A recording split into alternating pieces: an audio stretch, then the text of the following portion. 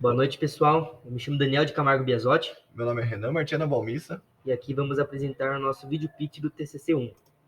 O esforço universal para reduzir as mudanças climáticas obriga os fabricantes de automóveis a usar veículos elétricos ou híbridos e a abandonar completamente seu convencional motor a combustão interna para motores elétricos. Os veículos elétricos surgiram em meados do século XIX, porém começaram a ganhar mercado após o lançamento do Toyota Prius. O Toyota Prius foi o pioneiro em vendas, onde ultrapassou 5 milhões de unidades vendidas, liderando o placar de vendas. Aqui podemos verificar alguns tipos de carregadores disponíveis no mercado, sendo ele o carregador portátil, estação de recarga residencial, tendo também estação de recarga modelo estacionamento e a estação de recarga eletroposto, sendo mais utilizadas em rodovias.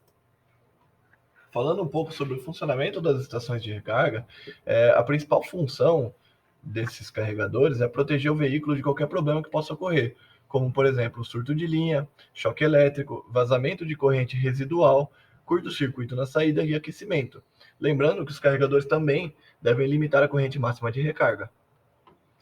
A norma que regulamenta os veículos elétricos é a padrão ABNT NBR-IEC 618-51-1, que é responsável por estabelecer os requisitos gerais para a alimentação de veículos rodoviários elétricos, sendo eles os carregadores, padronizando os carregadores e abrangendo os requisitos mecânicos, elétricos, de comunicação e interferências eletromagnéticas das estações de recarga.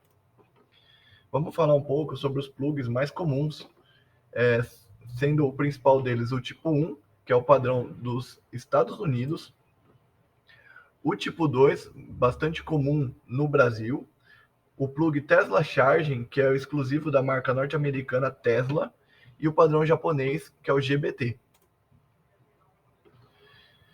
O padrão de comunicação entre os carregadores em corrente alternada se dá pelo pino Control Pilot. E esse pino, por norma, ele deve garantir a conexão correta entre a estação de recarga e o veículo elétrico, variar as transições do estado de recarga, limitar a corrente de recarga e identificar o fim e o início da recarga. Esse é o circuito previsto por norma para estabelecer a comunicação entre estação de recarga e veículo elétrico. No lado da estação, é possível observar que tem uma fonte geradora de onda quadrática, com uma tensão de mais ou menos 12 volts e uma frequência de 1 kHz. No lado do veículo, possui apenas um jogo de resistores e um diodo. Os componentes para a confecção do protótipo serão disponibilizados pelas empresas eWolf e Elotec.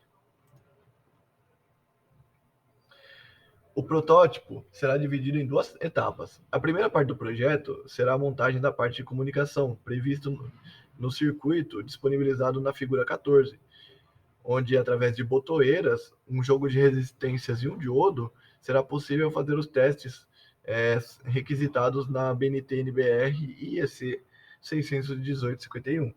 A segunda etapa vai ser confeccionar um sistema para dissipar a potência fornecida pelo carregador. Falando um pouco sobre a dissipação da potência, ela vai ser feita por uma resistência elétrica submersa num circuito de circulação de água. A instalação do projeto vai ser feita na cidade de Serquilho e serão testados todos os requisitos estabelecidos pela norma ABNT 618-51. E após a validação da comunicação, o carregador ficará em funcionamento por um certo tempo para fazer os testes nos pontos de conexão e verificar se não haverá aquecimento. O cronograma desse projeto foi dividido em duas etapas. O primeiro, no TCC1, o qual está sendo abrangido por esse vídeo e toda a monografia composta no TCC1, e serão realizados as finalizações de montagem, desenvolvimento da parte final da monografia e apresentação no semestre que vem, entre julho e novembro. Muito obrigado pelo seu tempo, espero que tenham gostado. Obrigado, pessoal.